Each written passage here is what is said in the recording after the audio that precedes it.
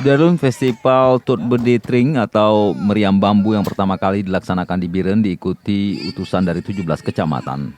Kegiatan yang berlangsung di lapangan Paya Karung, Pesangan Biren dibuka Bupati Biren Muzakar Agani Kamis 11 November 2021. Setiap kecamatan menurunkan 6 peserta dengan 3 bedetring.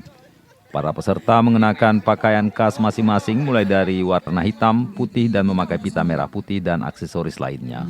Bahkan ada peserta yang membawa duplikat mobil tank dan lainnya. Ratusan warga Biren hadir menyaksikan festival yang digelar dalam rangka memperingati Hari Pahlawan serta program Festival Budaya Biren tahun 2021. Dewan juri didatangkan dari PD yaitu Zikri dari Simpang 3 PD, Fakri Ubid dari Garut dan Fadli dari Merdu. Dari Biren, Yusmandin Idris, Serambion TV.